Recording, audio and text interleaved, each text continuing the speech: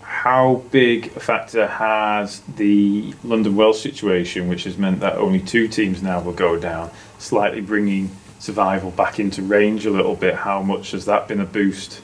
Well, we've talked about it very, very briefly, but you start worrying about things like that, and I think you can lose sight of what you're trying to do. We have to go game at a time, and we've just got to keep working hard and worrying about our own performances. The decision that the NCA's made in light of London Welsh that only 2 go down, great. It chucks us, Blade and Hull, at some form of lifeline. But really, we've just got to concentrate on getting a win this weekend before we worry about everything else. Just to bring in the man on your left in slightly here, how much is the injury list affecting you? Well, you always want to try and have a full squad to pick from, and unfortunately we're not in that boat at the moment. Obviously Mike's probably a couple of weeks away, but he's actually kicked on a lot quicker than I think we thought it would. We're hoping that Ollie Parkinson will be back this week after his foot injury. Nicole Sop's still struggling a little bit with his arm, but everything else is just sort of is bumps and bruises, which if you're not going to bump and bruise at this point in the season, then you're probably not doing it right. The good news is that it looks like Niall Davidson's he's served his ban for the red card, so hopefully we can get him back in the mix relatively soon as well. I think it's given like a few lads a good shout at getting involved as well. There's Joe Palmer's put in a hell of a shift recently, and people like that. So it's just player rotation. I mean, you've got to give people an equal chance. So yes, in some ways, like people getting injured is a hindrance. It also allows us to test what we've got in the stock. So it's been good that way. Don't want to annoy you or anything here, Mike, but obviously this year Ryan Parkinson has been captaining the side.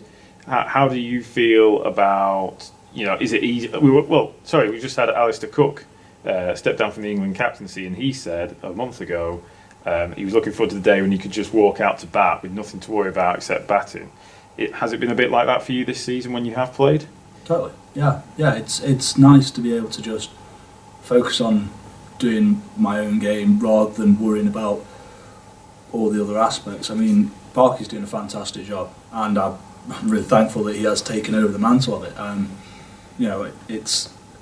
It's a tough place to be. It's tough to make those decisions on the field, those split second decisions, where it is either kick for the posts or take the scrum or go for the line out, and at the same time managing players, the referees, the officials.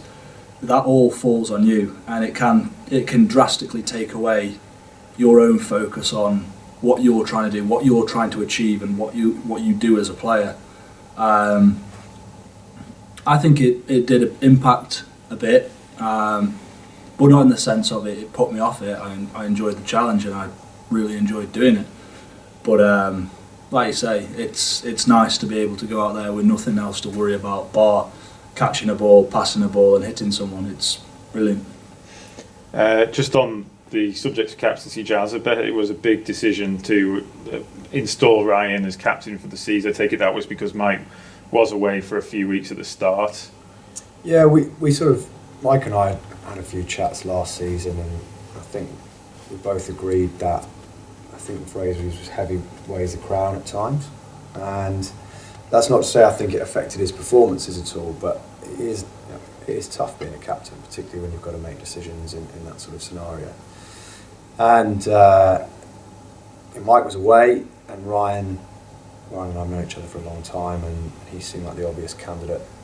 And Mike's taken on a role as club captain and is doing a good job in that regard. He's obviously been heavily involved with the junior section and other areas of the clubs as well, and that means that I think that shows the respect in which Mike is held by both the playing squad, the coaching staff, and the club as a whole. And he's still involved in terms of as a leader on the field. He's got experience there, and if he's needed, then he can. Ryan knows that he can lean on him to make a decision. But one of the reasons that Mike was installed or was asked to be captain in the first place was because of the way he leads by example. And I think Mike continues to do that when he's on the field and when he's off the field, when he's practicing, whether he's rehabbing, whatever he might be doing, he leads by example. And sometimes you need that. You just need someone who's, you're going to have your captain who's making a decision. You might have your vice captain who's advising on that. Sometimes you just need someone who's going to grab the flag and say, right boys, let's go. And Mike does that very well.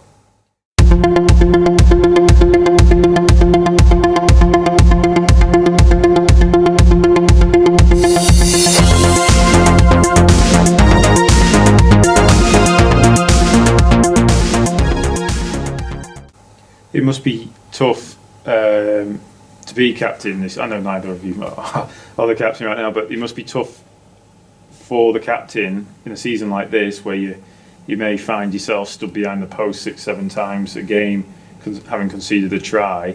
Do you find that you have to, reinvigorate Ryan sometimes, or do you might find that the players have to reinvigorate Ryan sometimes, or is he totally,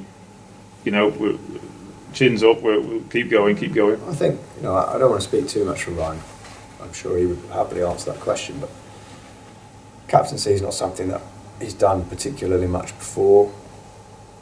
I know that a few years ago, when I was an assistant Mac, before I was director of rugby, he was asked whether he would be captain, and he turned it down because he didn't think he was ready for it. I think we've had a number of conversations about things that he needs to improve on, but I think he's getting to grips with it. Certainly from my point of view, I think he does a good job on the field, and I guess Mike's been through a very similar situation 2 years ago and knows. He could probably answer that question a little bit more than I can in terms of what goes on behind the sticks after you've conceded. So. Yeah, I can't speak for Ryan on that sense, but from 2 years ago when we were sat in exactly the same, in a worse position when we'd only won one game, you get to the stage where it's, what else can I say? I mean, I've said, I'm just repeating off a list here now, and it becomes very repetitive. So it's it can affect mentally, that for sure. And I think Ryan does what he does well is he don't let it show, just cracks on. That's what it is. And you either get behind him or you get left behind, and it's a kind of mentality that needs to be installed entirely. You just need to back who's your leader, and back the staff that are in charge who have set you the style to play, and execute it, do it. If it doesn't work, then so be it. It's not worked, but again, it's a hard, very very hard position to be in. Especially like when you say you are 5 tries down, you are stood behind the post looking around. It's just deal with it, move on to the next part of business.